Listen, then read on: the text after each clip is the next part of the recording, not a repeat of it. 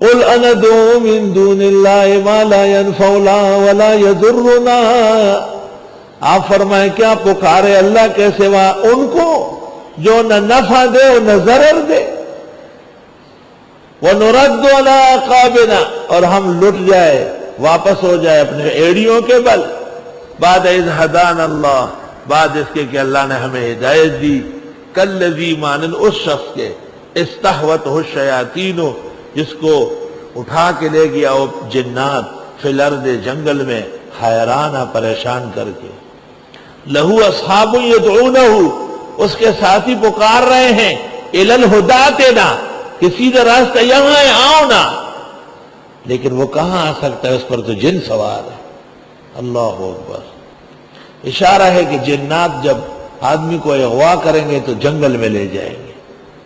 یہاں کراچی سے 125 کلومیٹر دور ایک جگہ ہے جمپیر، وہاں پرانے زمانے کے ویران کنویں ہیں، اکثر لوگوں کو جنات اغوا کر کے ان میں پال لیتے ہیں، جمپیر میں۔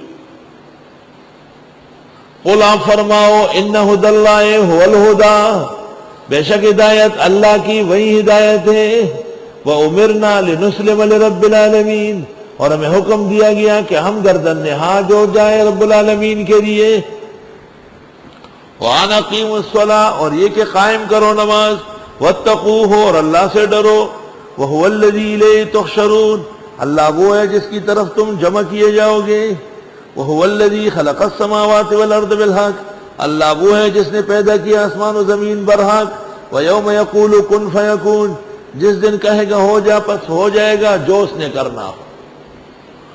قَوْلُهُ الْحَقِّ، اس کا کہنا دو ٹوک ہے، وَلَهُ الْمُلْكُ، اسی کا راج ہے، يَوْمَ يُنفَخُ فِي الصُّورِ، جس دن پھونکا جائے گا بنسری میں، عالم الغیب، وہی غیب جاننے والا ہے، والشہادہ، اور موجود چیزوں کو، وَهُوَ الْحَكِيمُ الْخَبِيرُ، وہ اللہ حکمت والے ہے اور خبردار ہے۔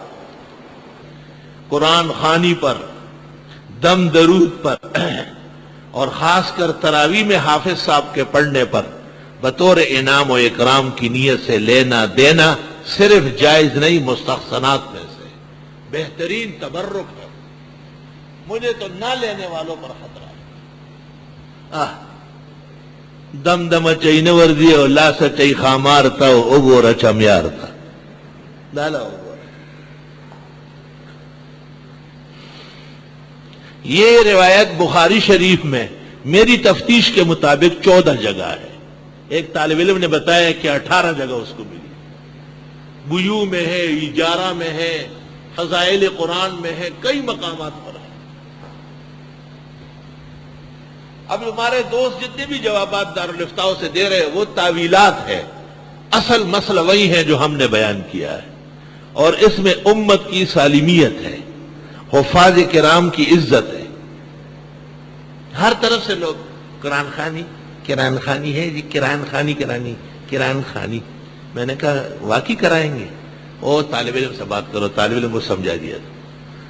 اس نے کہا جب ہم آ جائیں گے آپ کے ہاں سب سے پہلے ٹھنڈی بوتلیں پلائیں گے، جب آدھا ختم ہو جائے گا دودھ کا شربت پلاؤ گے، روح افزا و بادام پستے ڈلے ہوئے، جب اخیر تک پہنچ جائیں گے ایک ایک آئس کریم دو گے، کھانا دے نہ دے لیکن 30,000 روپے تقسیم کریں۔ میرے پاس آیا کہ جی اس طرح کہتے ہیں، میں نے کہا بخاری شریف کے مطابق کہہ رہا، میں استاد اپلار نوکران دی دا کہ دیتا کر دیو قرآن خانی دی کہی بیائی تشلاس رہ دی اتوا دا چھنو لڑوان ورکے خام آگا ٹولو کی گھٹیا بیٹھائیے چھنو آگا خری نکری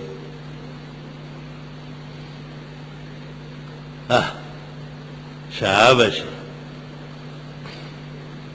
ایک دو ختم ہوتے محلے میں اب تک گئے، سمجھ گئے۔ میں نے کہا خود پڑھو قرآن، ہم نے لوگوں کی اصلاح کی ہے۔ اور تراویح میں الحمدللہ یہ طالب علم بہت سارے ان میں حفاظ ہے۔ کراچی شہر میں ایمان نہیں ہے کہ ان کو مسجد دے دے، یہ کمروں میں کھڑے ہوں گے، برانڈوں میں کھڑے ہوں گے، قرآن مجید پڑھیں گے، اور اخیر میں ان کو بھی انعام و اکرام ملے بعض مخلصین کی طرف سے۔ مسافرین ہیں، ان کا حق بنتا ہے۔ المعروف کالمشروط، یہ کون سی صورت کی آیت ہے؟ یہ تو منطقی دوڑا ہے۔ المعروف کالمشروط، معروف تو مسلمان کا اللہ کے لیے پڑھنا ہے، اور مسلمانوں کا حافظ صاحب کی اللہ کے لیے عزت کرنی ہے، یہ معروف ہے۔ ظن المومنین خیر، مسلمان کے بارے میں اچھا گمان کیا کرو۔ آپ نے الٹا منکر کو معروف کہا، المعروف کالمشروط۔ یہ کیا ہے؟ دوڑا بازی۔ آیات و حدیث کے سامنے اس کی کوئی حقیقت نہیں۔ جب اللہ تعالی مختلف توحید کے دعوے فرمائے اور ہر قدرت اس کے لیے، ہر مخلوق اس نے پیدا کی، ہر اختیار و تصرف صرف خدا کا ہے، تو بھئی اس مسئلے پر کسی نے کام بھی کیا ہے؟ فرمائے پیغمبر اسی مسئلے میں آئے ہیں۔ چنانچہ ابراہیم علیہ السلام کا قصہ ذکر کرتے ہیں۔ وَإِذْ قَالَ إِبْرَاهِيمُ لِأَبِيهِ آزَرَ تَتَّخِذُ أَصْنَامًا آلِهَةً إِنِّي أَرَاكَ وَقَوْمَكَ فِي ضَلَالٍ مُّبِينٍ وَكَذَلِكَ نُرِي إِبْرَاهِيمَ مَلَكُوتَ السَّمَاوَاتِ وَالْأَرْضِ وَلِيَكُونَ مِنَ الْمُوقِنِينَ۔ سورۃ انعام تبلیغ کے آداب میں ہے، اور تبلیغ کے لیے مبلغ کو بہت سارے راستوں سے گزرنا ہوتا ہے، اور اس کو بڑی مشکلات سر کرنی ہوتی ہے، دشوار گزار قسم کی گاٹھیاں طے کرنی ہوتی ہے، مختلف لوگوں سے مختلف احوال میں میل ملاپ رکھنا ہوتا ہے، اور خدا کا پیغام ان تک پہنچانا ہوتا ہے۔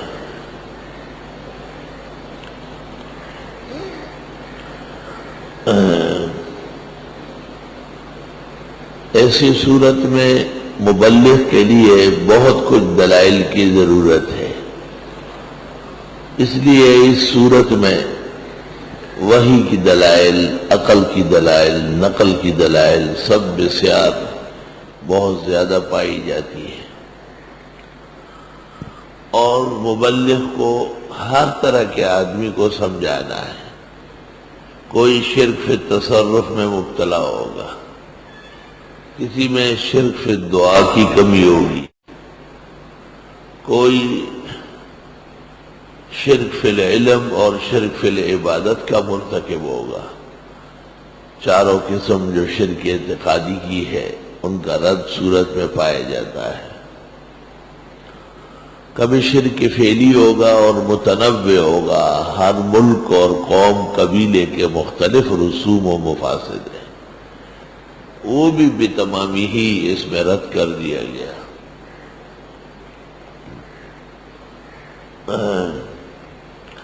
چنانچہ یہاں سے عقلی دلیل دی جاتی ہے، اور عقلی ادلہ میں ابراہیم علیہ السلام ان کا واقعہ بیان فرماتے ہیں۔ عقلی دلیل اس لیے دیتے ہیں کہ یہ واقعہ عقل تقاضا کر دیے کہ اللہ کے ساتھ شرک نہ ہو۔ عقل اجازت نہیں دیتی ہے کہ خداوند تعالیٰ کے اختیار، تصرف، عبادت اور اس سے مانگنے میں کوئی اور حصہ دار ہو۔ دلیل نقلی اس لیے دی جاتی ہے کہ یہ نئی بات نہیں ہے، آپ سے پہلے انبیاء، مرسلین اور بزرگان دین کا بھی یہی موقف رہا ہے۔ جیسے آپ سمجھاتے، آپ سے پہلے اور لوگوں نے بھی اپنے زمانے میں اپنے انداز سے سمجھایا تھا۔ دلیل وحی اس لیے قائم کی جاتی ہے کہ یہ میں نہیں کہتا، خداوند تعالیٰ کا پیغام ہے، میں تو جوں کا توں پہنچاتا ہوں۔ قُلْ أُوحِيَ إِلَيَّ هَذَا الْقُرْآنِ، اور اس کے سب سے بڑی دلیل یہ قرآن ہے۔ تو دلیل نقلی جو کئی قسم کے عقلیات پر مشتمل ہے، وہ ابراہیم علیہ السلام کا واقعہ ہے۔